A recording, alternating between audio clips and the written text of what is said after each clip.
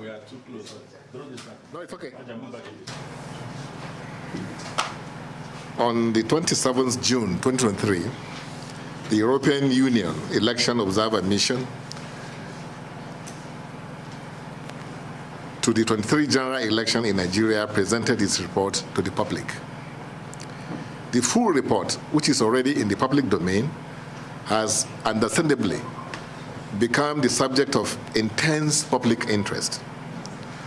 While IPAC welcomed the report and promised to look into its actionable recommendations, the presidency has criticized the report for presenting a distorted narrative of the election based on what it called a desk job.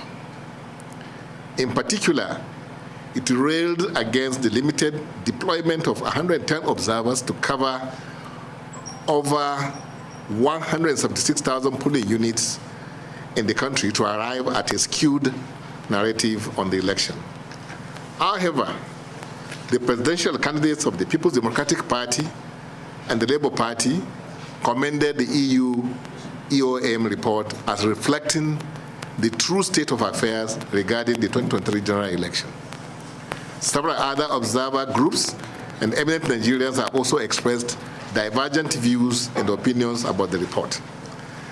As the umbrella body of the 19 registered political parties in Nigeria that participated, 18 participated in the elections, and as the most critical stakeholders in democratic space in Nigeria, the Inter-Party Advisory Council, IPAC, has carried out a dispassionate review of the EU EOM report and listened to the views expressed by all stakeholders in the Nigerian democratic process.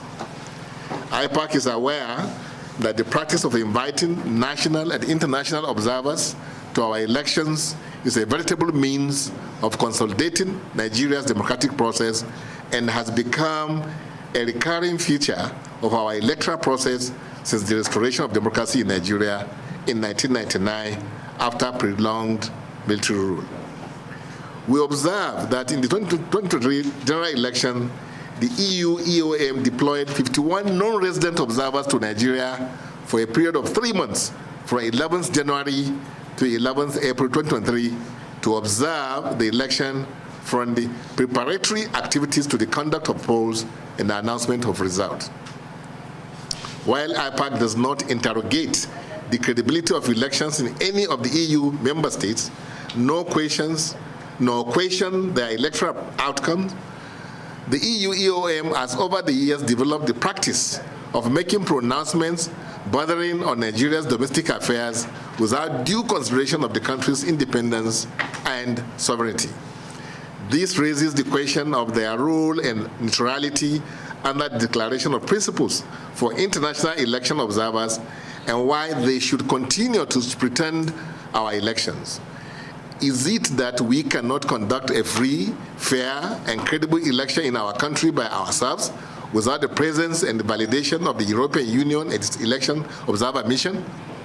After all, the EU does not deploy such overtly intrusive election observation mission to observe elections in advanced or other transition democracies in East and Central Europe and Southeast Asia.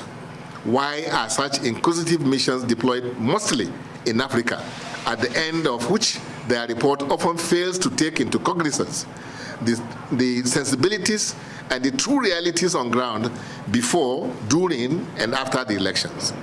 The report of the EU EOM to the 2023 general election in Nigeria is based on a number of assumptions derived from an insignificant coverage of 0.059%, less than 0.5%, and 0.033% of the 186,227 and 187,751 electoral locations for the national and state elections on 25th February and 18th March 2023, respectively.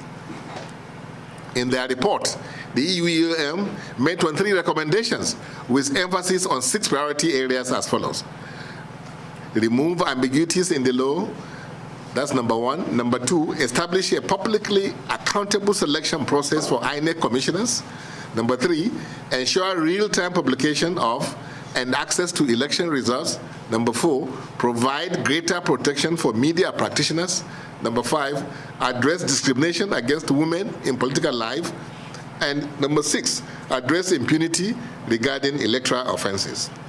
The Interparty Advisory Council, which is not an opposition party or a mouthpiece of the ruling party, will refrain from indulging in the passion, sentiments, and bias that have characterized most of the comments and observations on the EU EOM report. Rather, the IPAC will give the mission and its report the benefit of doubt and take the position that some of the recommendations are useful and should be considered in the preparation and conduct of future elections in Nigeria.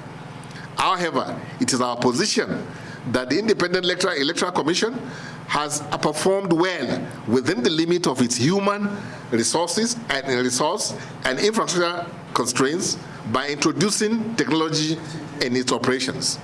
Undoubtedly, some of the outcomes in the election attest to the results of increased usage and the efficient deployment of technology in the conduct of our elections. The outcomes of the election produced the most diverse legislature since 1999, with 9 out of the 18 political parties winning legislative seats, 7 in the Senate, 8 in the House of Representatives, and 9 in the State House of Assembly. The credibility of the election is underscored by the fact that in some of the states of the Federation, the House of Assembly is dominated by members from different political parties from the executive, and in the unpredictable outcome wherein many candidates, including incumbent state governors, lost in their constituencies.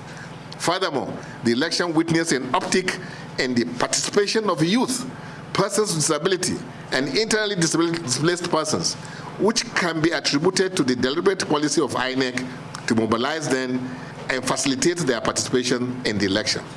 INEC should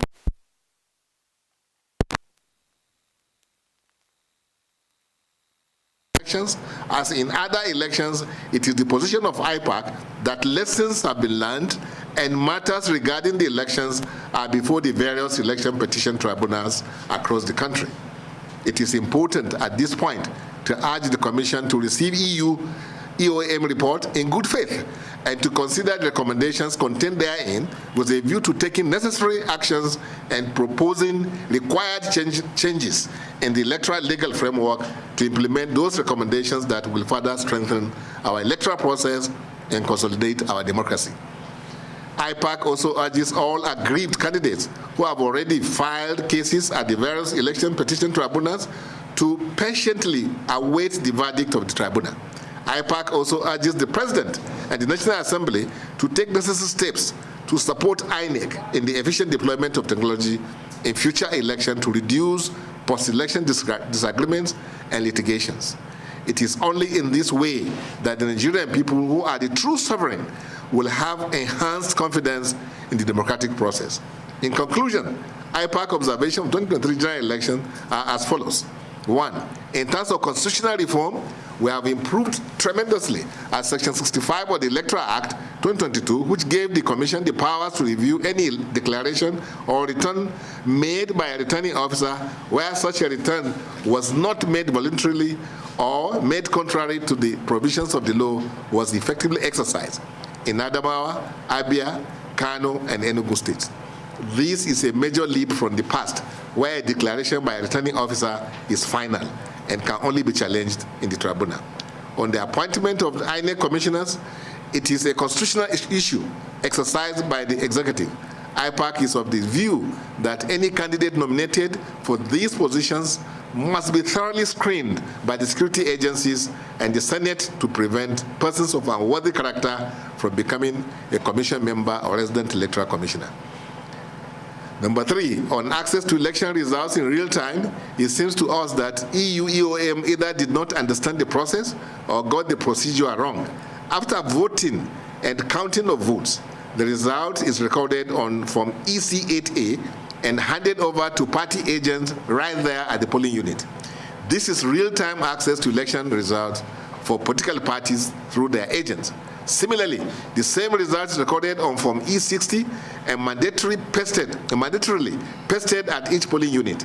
This is a real-time access to results and other interested observers. The same result is also handed over to the security agencies. Number 4, the introduction of the IRF portal by the Commission is an added value and an improvement in INEC's effort to promote credibility and transparency by making election results at the polling units available to citizens in real time to interrogate, confirm, and validate election outcomes.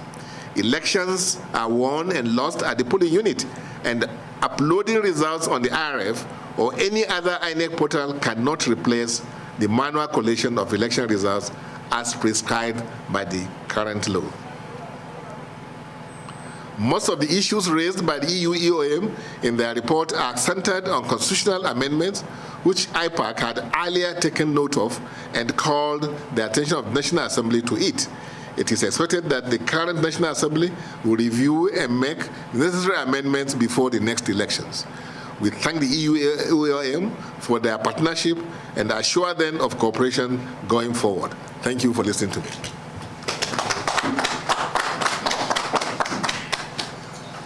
Any questions? Or is there? Any questions? Okay.